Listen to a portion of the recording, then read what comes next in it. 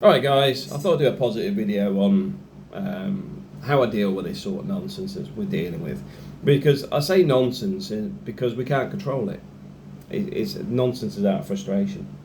The first thing is, my main house is here in Spain. I rent a place in Northampton. It's overpriced room, but to be fair, the cost of that room and the cost of my mortgage is still cheaper than renting a place in London. And I don't have to worry about the kids being stabbed or anything. You know, here it's a much better environment for kids. It's on the coast. We've got a lot of stuff on our doorstep. The education system's good. The weather's good. Sports facilities are good. Sea there, nature park there. Lots of stuff around us that are all positive. And then the beauty of the sunshine. So the thing is, I looked at the UK before I come here. I went back to the UK for a year before I moved April and the kids over from the Philippines. Because originally I was going back to the UK. And then I went back and assessed it. Now, it wasn't the same place I'd left. Was at least 8 years earlier. It wasn't nice. I found people were generally miserable. I found people were complaining about pretty much everything. I found house prices were excessive. I found people were more focused on their money and their problems than positive bits on life. And I thought, do I want to bring my kids to this? And then obviously we've got the weather. I think Northampton, for example, only has a shade of grey as its sky. I don't think it has any sunshine. But anyway, that was a bit of a joke. I wasn't really saying that. So there wasn't much positive there. And then I spent a weekend over, a bank holiday weekend with a friend over here in Spain. And I come to this area. First thing I notice is everyone's quite happy, upbeat, etc. And there's two reasons for that. The first one is I find generally the people in the area are very upbeat because they're quite, I mean, they're vocal as well, don't get me wrong. They will moan to your face, not behind your back, to your face. Which is nice because I think in the UK people let it fester. But here people will say things and they put the family first. So there's a lot of, people talk about how much Spaniards spend on their food and people don't go to their houses very often because people meet in bars and restaurants. It's about social function. The environment's very friendly. In the same way, I got told off my kids. I tell my kids, just because we were in, when we lived down in Torrevieja, there's houses round the pool. So there's an echo. And the kids are shouting and screaming. I'm like, we're the only people in the pool, and I'm like, look, calm down. And the Spanish guy come over and he says, leave them alone. The kids are having fun. Tells me off for telling my kids off. That is very much how I find a lot of stuff here. People are just like, just chill out. Don't worry about it. And then I talk about the area. So here, we got a fishmongers, we got a butchers, we got like an old sort of village environment in the UK. A lot of facilities on the front, that are available to us. We've got a good education system. We've got a school system that actually we get involved with and are interested to engage with us. So we actually get involved in things like with the AMPA, the Parent Teaching Association. We have regular parents' evenings. We actually go to the school and speak to the teachers and they engage a lot about how the kids are doing. There's a lot of facilities on here, not just the direct ones by the government, etc., but you also have, like, when they have the summer holidays, you'll find there's reams of stuff available, like tuitions for multiple languages, because we're in a very cosmopolitan mixed area. The fact is, you got Russians, Ukrainians, what else have we got? Yeah, Russians, Ukrainians, Brits, Scots, Dutch, French, Belgian, and big collection of people from Europe, and they all intermix. It's not like people create their little Italy or their little this. Everybody's mixed together. How it's supposed to be, because it's not being forced by the state. It's just naturally progressed. You know, when the Ukrainians were influxing from when the war kicked off, we helped where we could, and a lot of other people did. I mean, Igor's from Ukraine, but Igor was doing whatever he could. He was trying to find properties for other Ukrainians, etc. People pulled together. The schools pulled together. Now, bear in mind, where we are, we haven't seen anti-Russian stuff either. So I can't talk for anywhere else, but we've got Russian friends as well, and it's not something that the average person is engaged in, because quite simply, the people we know, they know the Russians, the Russian war's bad. They're not saying Putin's right or Putin's wrong or whatever. They just know it's bad. People are dying. That's the bit they focus on. It's affecting families, affecting people that are here, that are connected with those people, etc. The focus is on the community. That's a good space to be, because it's not like London. We've got these protests with people every weekend for and against things going on in parts of the world that aren't ours. I find that the public transport system is very good here. I find the fact that the population, the average population age here is, I think, 68, which means there's a lot of people that retired, a lot of people chilled out, a lot of people with lots of money, stable money, because there's a lot of money in the economy. There's a lot of,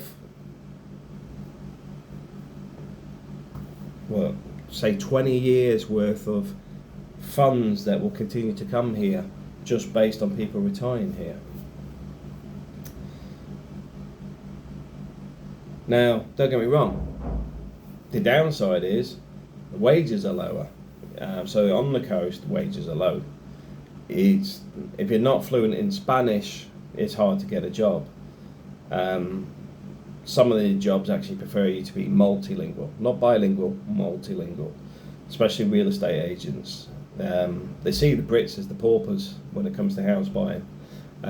They prefer the Scandis, they prefer the Northern Europeans, because they spend more money on their properties. I know some people may disagree with that. I spoke to the real estate agent, he said that's not true. Of course he would, he's a real estate agent. I speak to real estate agents, and I'm pretty open with them about, because we have proper conversations about sales tactics, like how some of them are like sleazy 80s. Oh, somebody put an offer in an hour ago, you need to put an offer in today, all that sort of stuff. Well, I've already put an offer in while I'm still here, because there's obviously, you've already got a buyer. I might as well move on. I'll go and look at something else. Oh, no. But anyway. So the job opportunities are fairly restrictive, because Spain doesn't have I think most of their businesses are small to medium SMEs, small to medium enterprises. So they don't have like unless you talk Ferrovial or something, which is a big global firm. But specifically on the coast, you don't have these big enterprises. There's lots of like supermarkets. It's not great for the kids long term. But then again, look at where we're going. Look at the rise of AI, look at the rise of remote working, look at the rise of the infrastructure. I come here, originally the internet was 3 meg. I think the lowest you can get now is 600 meg. The infrastructure's good here. The roads are good. Public transport's good. The education system's good. The police are good. The fire system's good. I mean, you might see some of the other older videos where there's fire down along the coast. They were using helicopters and planes to basically put the fire out on the dunes. The police engagement here is also interesting, because the police are an authority. They are taken seriously, and they won't take you messing around. They won't put up with the crap like the guys in the UK. And I blame the leaders of the British police for the police being so weak in the UK. Don't get me wrong, I don't get any issues with the police who are local. I don't get any issues with the Guardia. I can have conversations, and I have had conversations with them, but it often feels like they don't want to speak to you, like you're putting them out or something. But at the same time, anytime I've seen an incident, they're there, and not one or two. They do come en masse. One of the problems in the UK is I think they've lost that capability. They keep downsizing the police force, but at the same time, the police force isn't doing its function. And I'm a person that's not pro-police either. I find a lot of the stuff that goes on in the UK is more of a taxation of those with money. Funny enough that the police van just driving past. Like the speed cameras and all that fixation on easy money for the police. It's not about secure environments, developing the community, protecting the community. It seems to be just as a cash cow, or breaking up protests in London en masse. So for me, part of being here is separating myself out of that. So this community offers a lot. I recognise I'm from the UK, but I'll do what I can for the community here where I can. So I do like to get involved in the Parent-Teacher Association. I do like helping with the charity stuff if I can. I do give donations where I can when I know there's something going on that needs a bit of assistance.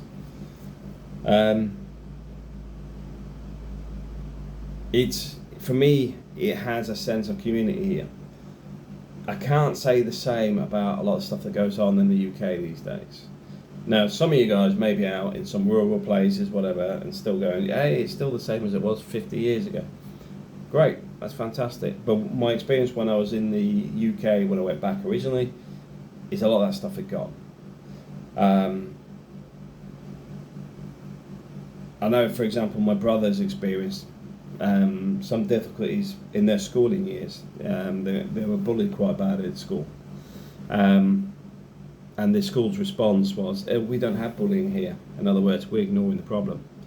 That's the start of these idiots coming into the education system. Because when you try and raise an issue, you're the racist, you're the anti-gay, anti-whatever, rather than actually seeing what's actually going on. They ignore it. And I've had a few people like that in business, more so in recent years, where they're in your face with something and pretend it's not happening.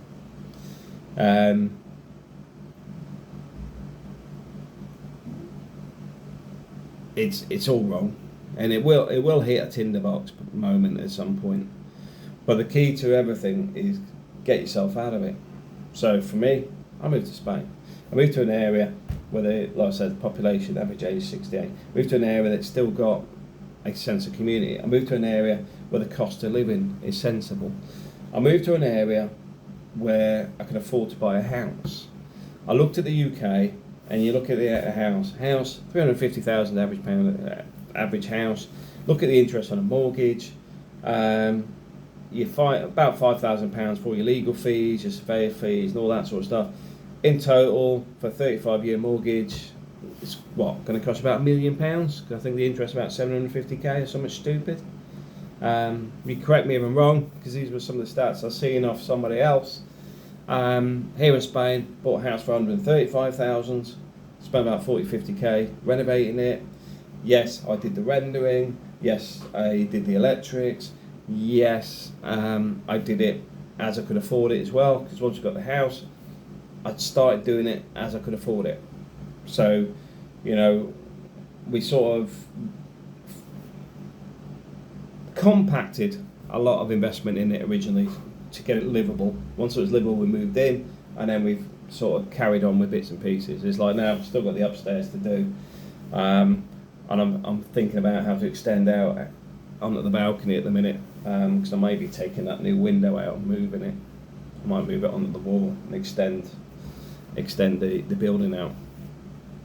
Same as downstairs. I'm tempted to extend the whole house out and take it up. But we'll see, because I start looking at the costs and think, you know what, I'll just buy the neighbour's house, it's cheaper.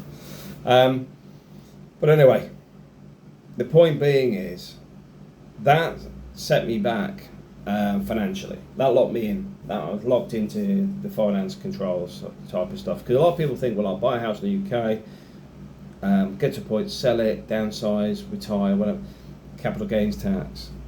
Here in Spain, still got capital gains tax, but what I'm looking at is I'll transfer some of that wealth over to the kids. Because I could do a lock-in even, you know, where the kids are locked in and they pay rent for so long, and then it becomes their whatever. We'll work that bridge when we cross it in probably 15 years. But the point being is, the house here is nearly paid. There's 50k left on it, 54k left on it, on the mortgage. Because when I looked at it, even when they were doing the calcs on it, I then scuttled around and found another 5k to put the 5k into the deposit to reduce the amount of interest they're going to charge me on the mortgage. The mortgage is nearly gone. You know, 50k sounds a lot, but it's not. But the other side of this, I want to add in, one of the things I was doing is, because I kept hammering the mortgage payments as well, I paid about 20, well, I can't remember how much I paid in total, but the first couple of years I've been paying a lot extra on the mortgage to keep the monthly payments down, and I've started moving from the end payments. Well, why do you do the monthly? Because we're still exactly where the mortgage was when we took it on at 2%. We're now at 6.4% interest now, because I've paid a lot off already. The whole point is I'm now starting to go from the 200 payments that were left and reducing the payments monthly as well now. But what I do is I pay the monthly, then I pay some extra every month.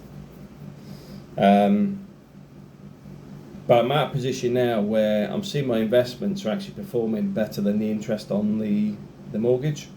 So it's paying me more to put more in the investments than it is in the mortgage.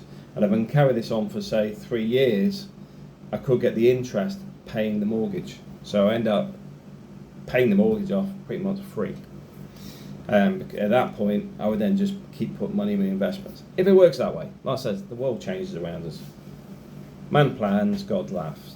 The point being is, you need to adjust your lifestyles to suit where you want to be, and realise sitting static is not going to help you.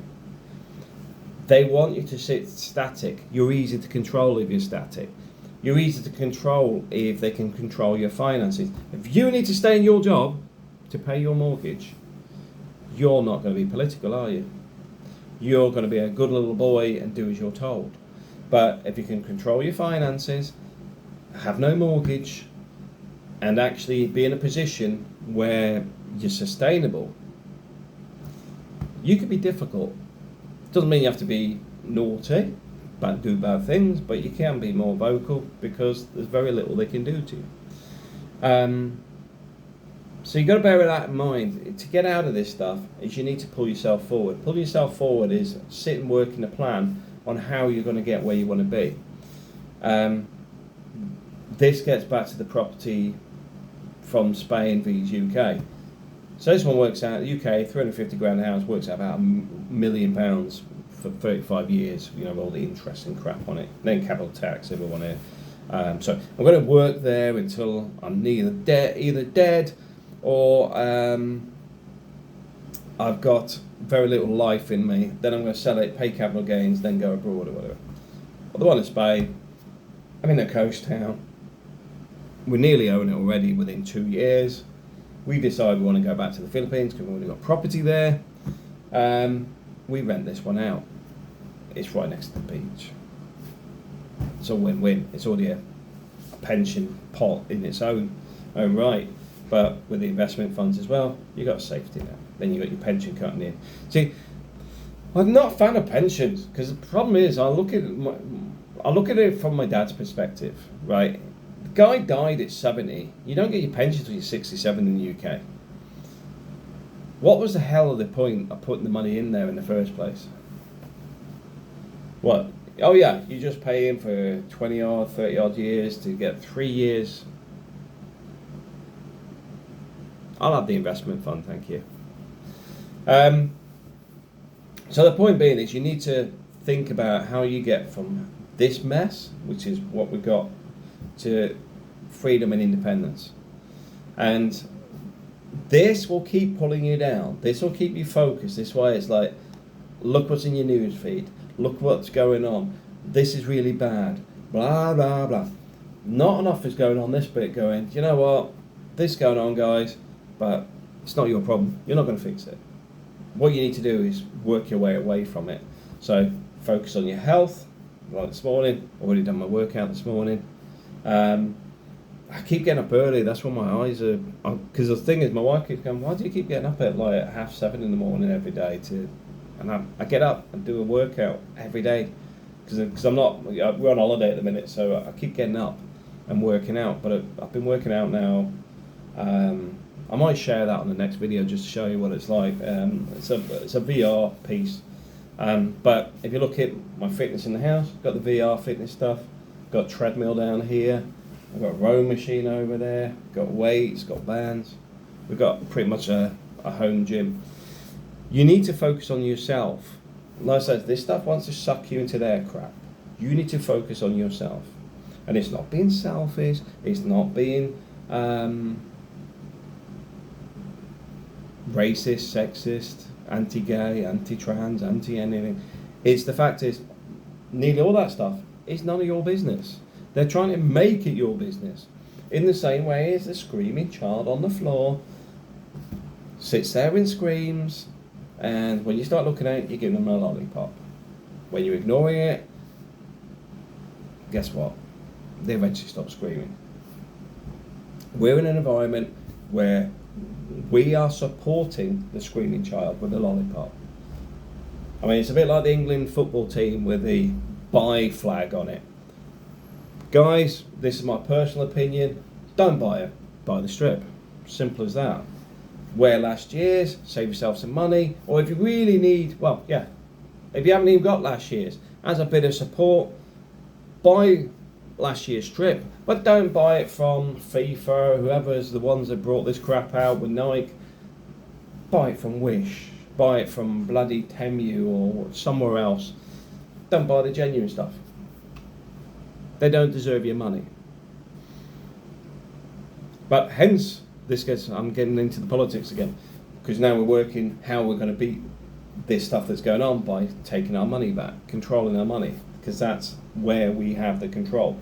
Is we need to take things back under our control. Stop buying your Starbucks coffee. Learn to make a cup of tea. Learn to make a coffee. Learn to, have a flask or if you have to. But a lot of stuff you waste money on.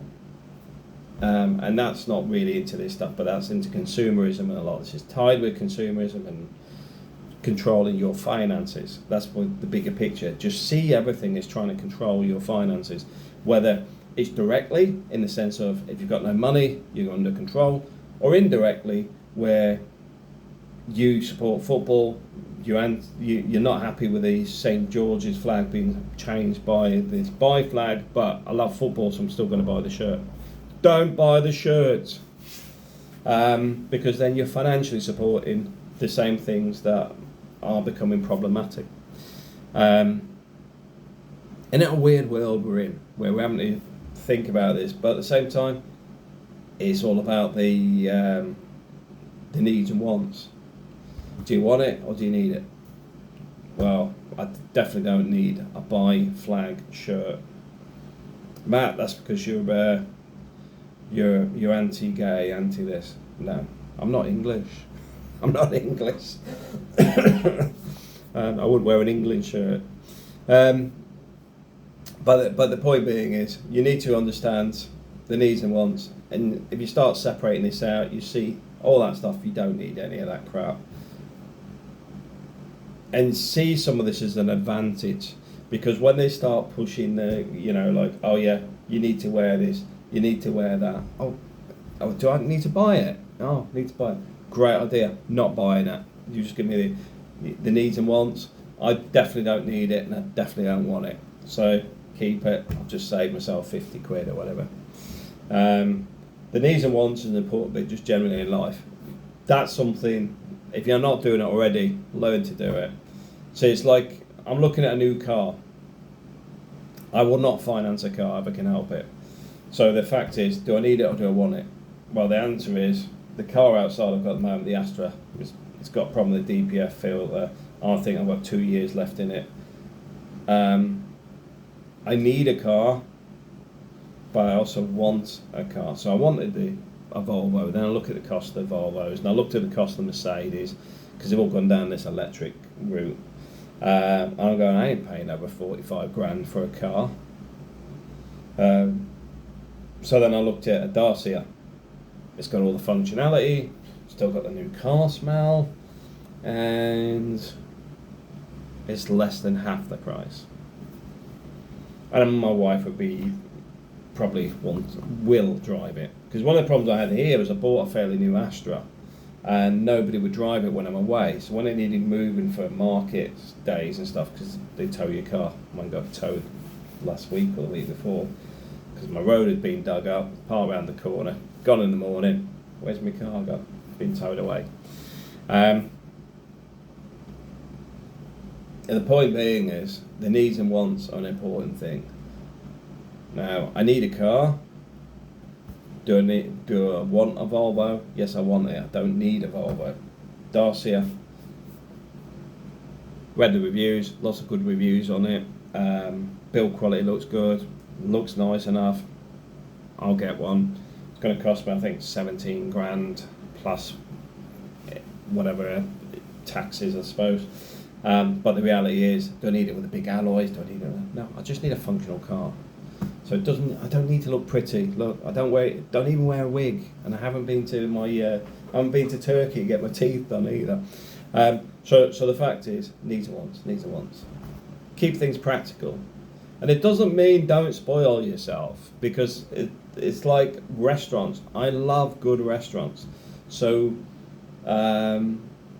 Gymkhana's a nice restaurant if you're in London. It's down, I think it's at the back of Mayfair. You might find it quite expensive. I think the meal for 3 of us last time was about £500.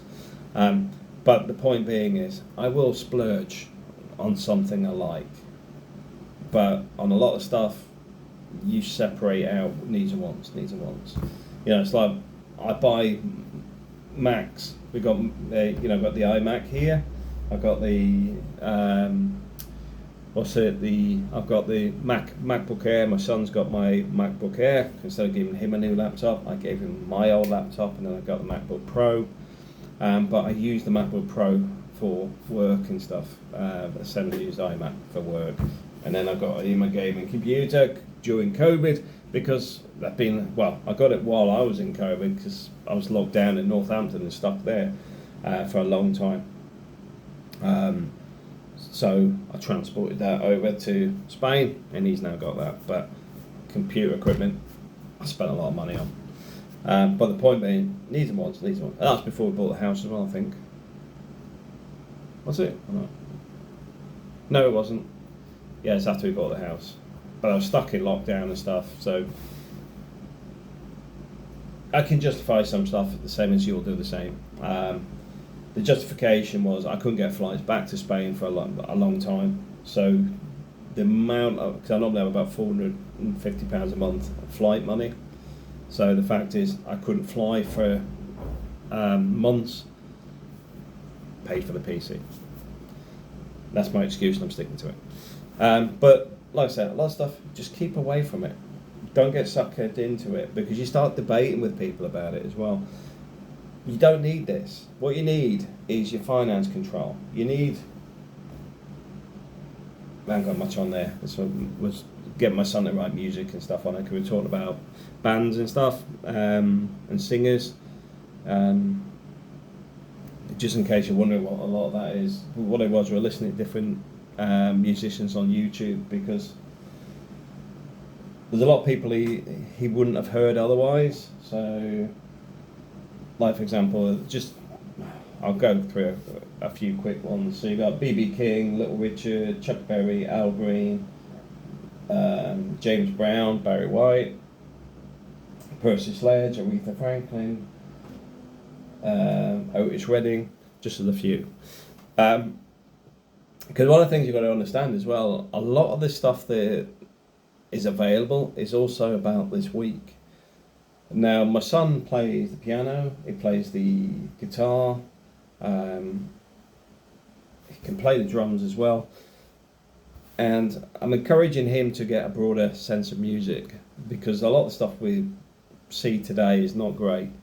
But it doesn't mean all genres is for everybody either. So this is why we've got a mix of rock and roll there. We've got a bit of Motown, we've got a mix of different things in there, where there's some good guitars in some of this stuff, as well as vocals. But there's a prime example of where you don't have to spend a lot to spend time with kids. Up here is my little space. I mean, it's a bit cluttered at the moment, but we have a TV here because if my son's playing on the PC, I'll actually sit and play on the Xbox behind him, and we'll just, spend time together. We have a load of vinyl over there because I'm starting to collect vinyl again. I've got a record player down here, vinyl record player, Bose speaker up on the top there, where it's got a speaker on the back and front so it projects the sound. We have a lot of camera equipment. I spend a lot of time making sure my kids have got everything they need to propel themselves forward. That's for me is where my focus is. That, and today, after this video, it's my wife's day. So I'll be spending today with my wife, going out, maybe a bit of shopping, nice dinner, because it's her birthday. That's where your focus should be, not this stuff. And the point being is, this stuff will keep dragging you back to it. Don't let it happen. Recognize when it's going on. Recognize that it may be your workplace. People start whinging about the boats arriving and all that sort of stuff. Unless you're going out there with a gunboat and a 50 caliber or something, you ain't going to stop them arriving. The government has encouraged this stuff. The government is a Blairite setup. There's no difference between that and Tony Blair, and the Labour government is pretty much the same. This is why we're in this weird dilemma. Well, it's not a dilemma. It's a helpless state of affairs. It's in an environment that is out of control, but without actually getting it out of control, because the average Briton today, whether we want to say it or not, is passive. We're subservient dogs. And I know that may annoy some people, but that's the reality. This is why when I come to Spain, I find Spain's, yes, the public are a lot more vocal, you'll see it a lot more, you'll hear it a lot more. They do have, I think in the south it's Vox, which are very pro-nationalistic, but at the same time they do have a lot of socialism driven in their politics. There's a lot of arguing, so it's a bit more representative of the people, the majority of people, rather than the minority. Like I says, from the corporate side, I find that most of the business here are small to medium enterprises, so a lot of these policies that in the UK we sucker up like no tomorrow, they may not have the same impact in Spain, because a lot of the businesses aren't big enough to have to do with them. Because bear in mind, if you look at the relationship between policies and government, that's where a lot of this problem is. Because it's forced. So understanding a lot of these problems you're not going to fix is one thing. Understanding not to get suckered in and waste your time on it is another.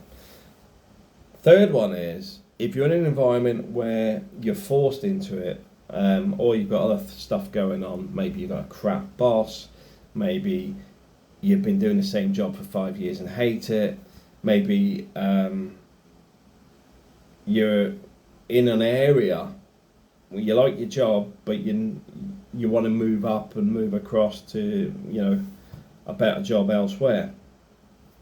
Recognise what you need to do to change. People don't offer you stuff for free. So, for example, like I said, I did training courses last week.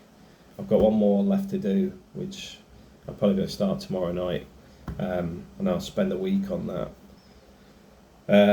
I say a week just in case if anybody from work's listening. That's in my time in the evenings because I need to get that course done. But you need to recognise that if you're in these environments, they are not there to help you. They may say it to your face and then they're right in your back.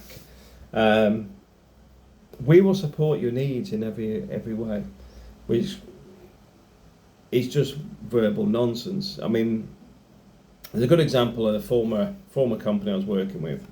A friend of mine was he used to work for me, and he was talking to one of my contractors because when I left, the business changed and they changed their management structure and stuff. So the contractor was over there, and one of my old employees was over there, and they're with a new person that's sort of taken over it nationwide. This is one of about 30 contracts or whatever it is. So the point is, they're having like what's called a 360 meeting. So you're talking, a 360 is like where you look at how the contract and the business all engage, what's good, what's bad, all that sort of stuff. And she was saying, we're in partnership, we want to work with you, want to do this, And as soon as she went out, she told the project manager who used to work for me, we're not going to use them again. Yeah, don't use them. Completely opposite to what she'd said to their face in the meeting. Now, same project manager went and told the contractor. That's how I found out about it later. It says, what I couldn't understand is what the problem was, because the contractor was very good. Project manager liked them. Project manager liked working with them because they managed their own stuff. Made his life easier, but there is internal politics that goes on. I'm not saying that the person that was pulling out the regular contractors was involved in something that had incentives for them personally, but I couldn't see any other reason why you would do that. But anyway, there's a situation where the project manager, who by definition is supposed to manage the project, these contractors are already part of that business. It was not for that individual to come in that meeting, have a 360, say, yeah, it's great, and then shaft them. The project manager should be picking his own contractors. It's to prevent corruption, it's to prevent issues. And yet, this was actually going on from a higher level. So, what did the project manager do? He retired. He quit. He wasn't going to work with a woman. And that's been an ongoing saga there since then. But point being is, do you let it affect you or do something about it? And that's where you got to weigh it up. He could retire, so he has. You may not be in that opportunity. So instead of getting in an argument where you can't control it or whatever, look for another job. Move on. Retrain if you need to. Change careers if you need to. I mean, I've got to be in one of the most toxic work environments on the planet at the minute as an industry. There's massive problems. Even when I speak to people in other companies that are in the same arena, they're all talking about the same issues with the same types of people in the same jobs. Because there's a lot of toxic facilities managers that it's been over promotion for years. But anyway, we're not talking about that today. I recognise there's an issue there. My view is train, find a niche where you don't have to deal with these people, don't have to engage with them too much, and support the people that work for you that do have to deal with these people, to try and protect them from the crap that these people get up to. I know it's a long video, sorry for that, but I just want to throw some things out there. What's your ideas? How do you get past it? And one of the other key ones I wanted to say today, which is right at the end of the video, should have been at the start, is if you're working a nomad lifestyle type thing, are you planning for the future as well, beyond your working life? Because let's face it, we're in a strange environment with the AI. We're in an environment where things can change. So I do recommend having a look at your long-term plans as well, because a lot of people overlook it and think, yeah, it's fine, I'll be all right. But it's a bit like if you look at my life, it's all about you, isn't it?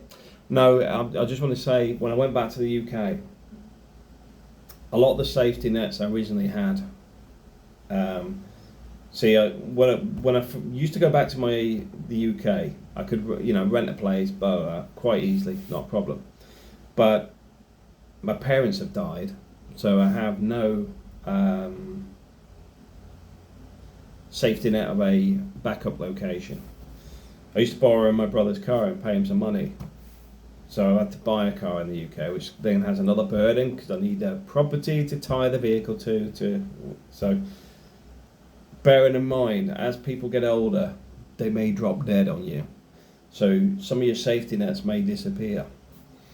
Plan for that. Plan for the future. This is why I've got a bolt hole in Northampton. I am thinking about moving it. But I've got to sit and work out where, because Northampton was far worse than I thought it would be. Don't get me wrong, I don't feel threatened or anything there, but it is a bit of a dump.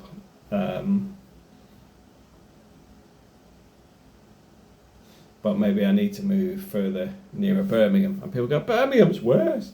Yeah, but I've got more of a connection with Birmingham, to be fair. I used to live down in Worcester. But I don't really want to go back to Worcester either, because that's gone down the toilet as well. Anyway, we'll see. But the point is, things change, things develop, plan for your future, try and keep away from the crap, and recognise when it's taking your time up, and then refocus your time, refocus your aggression maybe, your stress, your late nights when you're trying to sleep and thinking about the boats arriving. Whatever it is, realise you don't control that stuff. You can't control it. Unless you want to run for government, you might as well just push it to one side and go, right, what about me? Need to train, need to educate, need to move into a better job position, want to travel, how am I going to make that happen? Need to buy my own place, but do I want to buy it or are the rents cheap enough so that the fact is, instead of paying $1,200 a month on a mortgage, I pay £400 rent, and I put all the extra money into an investment fund, which actually benefits me long term, because I can pull that out when I want it, not when the people, when I'm trying to sell the house. Capital gains tax, the problem's getting rid of it. Investment fund, I can grab it and run. Things to think about. Thanks for watching.